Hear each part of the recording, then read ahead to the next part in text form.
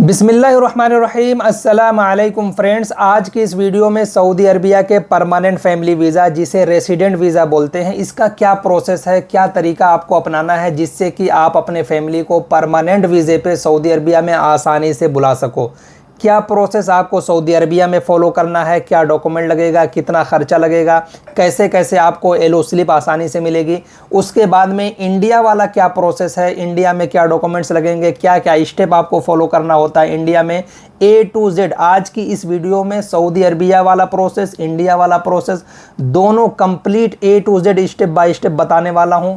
इंशाल्लाह आपको इस वीडियो को देखने के बाद में अदर वीडियो देखने की ज़रूरत नहीं है, ये मेरी गारंटी है आप लोगों के साथ में। कंप्लीट वीडियो को वॉच कर लीजिए, ए टू जेड जानकारी आपको मिलने वाली है। शॉर्ट में बता देता हूँ, इस वीडियो में मैं आपको जो जो टॉपिक कवर करूँगा, फैमिली को रेसिडेंट वीज़ा पे बुलाने के लिए कौन कौन से लोग ये वीज़ा अप्लाई कर सकते हैं, कौन कौन से कैटेगरी के इकामा वाले ये वीज़ा अप्लाई कर सकते हैं, फैमिली रेसिडेंट वीज़ा पर आप किस किस को बुला सकते हो, आपने फैमिली में से कौन कौन से फैमिली मेंबर को आप बुला सकते हो, फैमिली रेसिडेंट वीज़ा की फ़ीस कितनी होती है, अगर फैमिली वहाँ पे पहुँच जाती है तो इकामा की फ़ीस कितनी लगेगी वो बताऊँगा, आपका इकामा कितना वैलिड होना चाहिए, आपकी सैलरी कितनी होनी चाहिए, और ये वीज़ा अप्लाई करने के लिए क्या डॉक्यूमेंट्स की रिक्वायरमेंट है। सबसे इम्पॉर्टेंट चीज़ ये है, इसके बारे में भी आपको ब्रीफ में जानकारी दूंगा। इसके बाद में वीज़ा प्रोसेस के लिए आपकी अपनी फैमिली के क्या डॉक्यूमेंट्स लगेंगे, आपके कौन से डॉक्यूमेंट्स लगेंगे, क्या डॉक्यूमेंट आपको अपने कंपनी से मांगना है, और भी वीज़ा अप्लाई करने के लिए स्टेप बाय स्टेप क्या प्रोसेस फॉलो करना है, सब बताने वाला हूं। प्लीज़ वीडियो में लास्ट तक बने रहिएगा। तो बिना देरी के हुए चलिए वीडियो को शुरू कर लेते हैं। सबसे पहले आप लोगों को बता दूँ कि किस किस इकामा कैटेगरी के लोग फैमिली को परमानेंट वीज़े पर बुला सकते हैं। तो यहाँ पर बता दूँ कि जिनका इकामा टेक्नीशियन, सुपरवाइज़र या इससे ऊपर की कैटेगरी का अगर आपके पास इकामा है तो ये कैटेगरी वाले इकामा होल्डर अपने फैमिली को परमानेंट वीज़े पे बुला सकते हैं। नंबर 2, आप अपने फैमिली में से किस किस को बुला सकते हो। आप अपने बीबी बच्चे को बुला सकते हो, माँ बाप को आप परमानेंट फैमिली वीज़े पे नहीं बुला सकते, और आपके ऐसे बच्चे जिनकी उम्र 18 साल से ऊपर हो गई है उनको भी आप परमानेंट फैमिली वीज़े पे नहीं बुला सकते। परमानेंट फैमिली वीज़ा की इस्तेक़दाम में क्या फ़ीस लगती है, यानी सऊदी अरब में, तो वहाँ पे तकरीबन 2000 रियाल तक की फ़ीस लगती है, चाहे आपकी एक फैमिली हो या एक से ज़्यादा फैमिली हो। अब चलिए बात कर लेते हैं कि जब आपकी फैमिली इकामे पे वहाँ पहुँच जाए, सारा काम हो करके पहुँच जाए, तो इकामा बनाने में या पर मंथ उसकी क्या फ़ीस लगती है।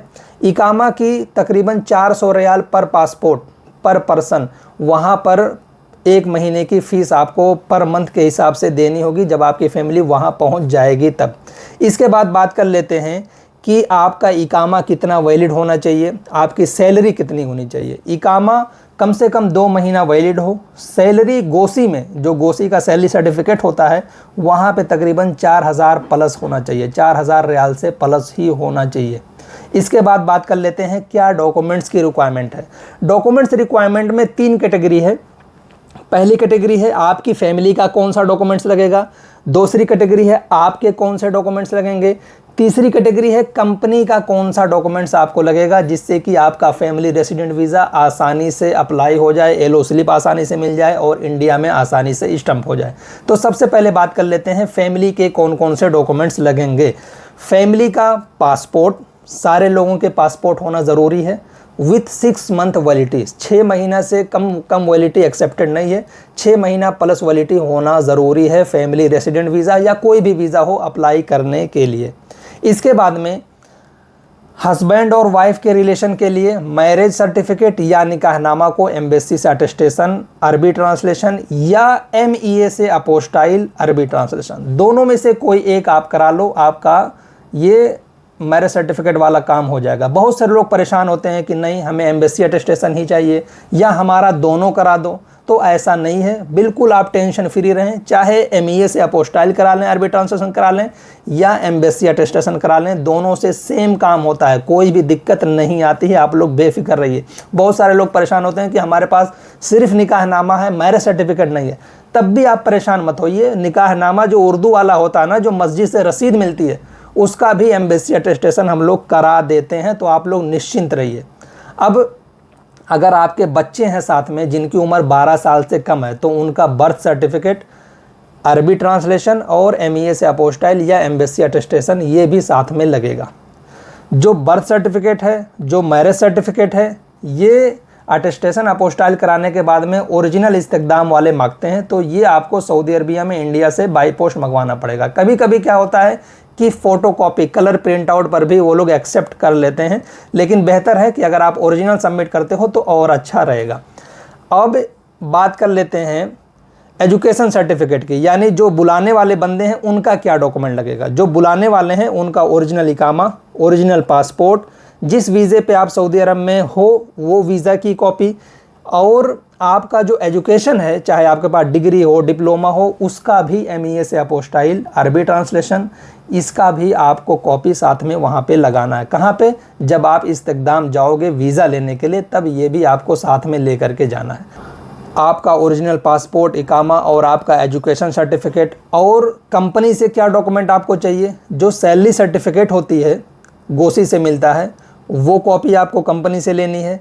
कंपनी से NOC लेना होता है और उसको चैम्बर भी कराना होता है। जहाँ से भी आपकी कंपनी रजिस्टर्ड है, NOC लेकर के वहाँ से चैम्बर करा करके वो कॉपी साथ में लेकर के जानी होती है। तो ये सारे डॉक्यूमेंट जब आप प्रिपेयर कर लो तो उसके बाद में आपको इस्तेक़दाम का अपॉइंटमेंट निकलवाना है। इस्तेक़दाम का अपॉइंटमेंट ऑनलाइन निकल जाता है और इस्तेक़दाम में जाने से पहले एक फॉर्म भरा जाता है। जो भी आपकी फैमिली है तो वहाँ पर फैमिली रेसिडेंट वीज़ा अप्लाई करने के लिए एक फ़ॉर्म आता है। उस फॉर्म को आपको अरबी में फ़िलअप करना है और वो फॉर्म फिलअप करके और जो भी डॉक्यूमेंट आपके पास है, आपके फैमिली से रिलेटेड, आपके कंपनी से रिलेटेड, जो मैंने अभी आपको बताया, वो सारे डॉक्यूमेंट भी साथ में, जिस दिन आपका अपॉइंटमेंट हो उस दिन आपको इस्तेक़दाम में जाना है। वहाँ पर आपका डॉक्यूमेंट सबमिट होगा, 2000 रियाल सबमिट होंगे, फिर 1 हफ्ते के अंदर अंदर आपका LO स्लिप आ जाएगा। बाकी जिन लोगों का इकामा कैटेगरी हाई होता है, जैसे डॉक्टर हैं, इंजीनियर हैं, प्रोफेसर हैं, तो वो लोग अपना LO स्लिप बगैर इस्तेक़दाम सेंटर जाए ऑनलाइन अपने अबशर से भी अप्लाई कर सकते हैं। एक दफ़ा आप भी ट्राई कर लो, अगर अबशर से अप्लाई हो जाता है तो आपको इस्तेक़दाम सेंटर जाने की ज़रूरत नहीं है। अगर नहीं अप्लाई होता है आपके अबशर से तो आपको इस्तेक़दाम का अपॉइंटमेंट बुक करके वहाँ पर सारे डॉक्यूमेंट लेकर के जाएंगे। उसके बाद में वहाँ से आपको LO स्लिप मिलेगी। LO स्लिप मिलने के बाद में आपका सऊदी अरबिया का प्रोसेस फिनिश।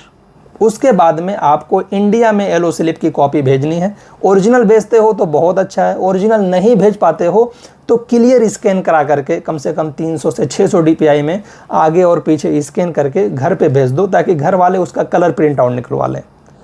अब इंडिया वाले प्रोसेस में सबसे पहला स्टेप है, अगर आपके पास बीवी बच्चे हैं, उनको रेसिडेंट वीज़े पे बुला रहे हो, तो इंडिया का जो प्रोसेस है वो ये है कि सबसे पहले तो मेडिकल होगा। जो 12 साल से ऊपर के बच्चे हैं या आपकी वाइफ हैं, उनका मेडिकल होगा। मेडिकल कराने के लिए सबसे पहले गमका का अपॉइंटमेंट बुक करना होता है। सपोज़ दैट आप लखनऊ में रह रहे हो या दिल्ली में रह रहे हो या मुंबई में रह रहे हो, तो वो सिटी सेलेक्ट करके गमका की फ़ीस तकरीबन $10 लगती है।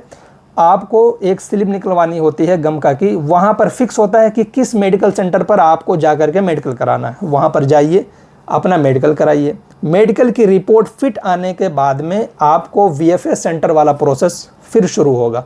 VFS सेंटर का अपॉइंटमेंट बुक करना है। जिस दिन VFS का अपॉइंटमेंट आपको मिल जाए उस दिन आपको मेडिकल वाली रिपोर्ट, मेडिकल की रिपोर्ट ऑनलाइन फिट की आ जाती है। वो हार्ड कापी उस टाइम नहीं देते हैं जब तक कि आप उनको मोफा नंबर ना दे दो। मोफा नंबर आपको कब मिलेगा? जब आपकी फैमिली VFS सेंटर चली जाएगी, वहाँ पर फिंगर हो जाएगा, उसके बाद में वो लोग मोफा नंबर प्रोवाइड करते हैं। फिर आप वो मोफा नंबर ले जा करके मेडिकल वाले को दें, फिर मेडिकल वाले आपको हार्ड कापी दे दें। लेकिन ऐसा नहीं है कि अगर मेडिकल वाले हार्ड कापी नहीं देते हैं तो आपका VFS वाला प्रोसेस नहीं होगा। बिल्कुल होगा, क्योंकि ऑनलाइन रिपोर्ट आ जाती है। तो वही जो ऑनलाइन वाली रिपोर्ट आ जाती है फिट की, उसी की कॉपी, और जो भी आपकी फैमिली है उनका ओरिजिनल पासपोर्ट, कोई पहले पुराना पासपोर्ट अगर है रिन्यूअल हुआ है तो वो भी साथ में, और जो अपॉइंटमेंट आपने निकाला है VFS का उसकी एक कॉपी, और जो सऊदी अरब में स्पॉन्सर बुलाने वाले हैं उनका पासपोर्ट और इकामा की कॉपी, LO स्लिप की कलर प्रिंट आउट, 3 से 4 white background passport size photo, और जो बच्चे हैं 12 साल से कम उम्र के बच्चे अगर हैं तो उनका मेडिकल नहीं होता है। मेडिकल की जगह पे उनका गम का अप्रूव्ड मेडिकल सेंटर से, यानी जो जीसीसी के लिए, गल्फ के लिए जो ऑथराइज्ड मेडिकल सेंटर होते हैं, वहाँ से आपको पोलियो सर्टिफिकेट निकलवानी होती है। बहुत सारे लोग बोलते हैं कि नहीं, हमारे बच्चे का तो वो सरकारी हॉस्पिटल से पोलियो सर्टिफिकेट मिला है, उससे काम चल जाएगा। तो उससे काम नहीं चलता है। आपको गम का अप्रूव्ड जो गल्फ के लिए ऑथराइज्ड मेडिकल सेंटर होते हैं, वहाँ से पोलियो सर्टिफिकेट निकलवानी होती है। उसका अपोस्टाइल, अरबी ट्रांसलेशन या एम्बेसी से अटेस्टेशन करा करके उसके बाद में इसको भी साथ में वीएफएस सेंटर में लेकर के जाना होता है।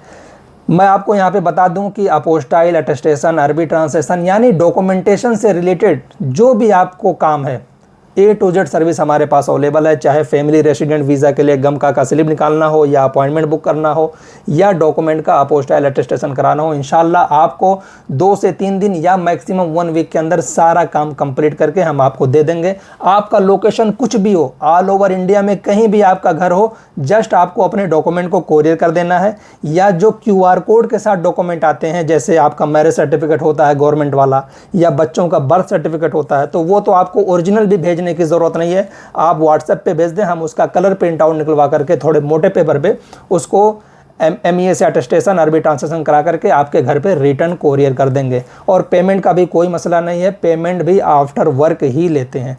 तो अटेस्टेशन से रिलेटेड या डॉक्यूमेंटेशन के किसी भी काम से रिलेटेड आप ज़रूर संपर्क कीजिए, इंशाल्लाह आपको फास्ट और बेस्ट सर्विस प्रोवाइड की जाएगी। तो मैं आपको बता रहा था कि सारे डॉक्यूमेंट को लेकर के वीएफएस सेंटर विजिट करना होता है, वहाँ पर फिंगर होगा।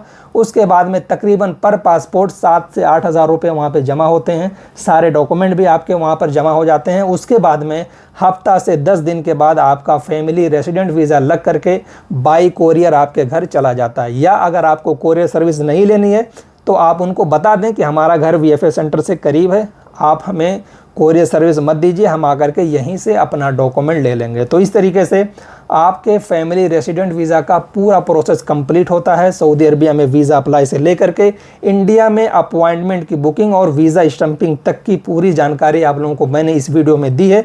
अगर आपको किसी भी तरीके की कोई भी हेल्प चाहिए, अगर आपको कोई टॉपिक समझ में नहीं आया, एक्स्ट्रा कुछ आपके दिमाग में क्वेश्चन उठ रहा है, तो आप ज़रूर कमेंट करके पूछिए, इंशाल्लाह मैं उसका पर्सनली जवाब दूंगा। तो आज की इस वीडियो में सिर्फ इतना ही। इंशाल्लाह फिर मिलते हैं एक नई वीडियो में नए अपडेट के साथ। तब तक के लिए अपना ख्याल रखें। शुक्रिया, जज़ाकल्लाह।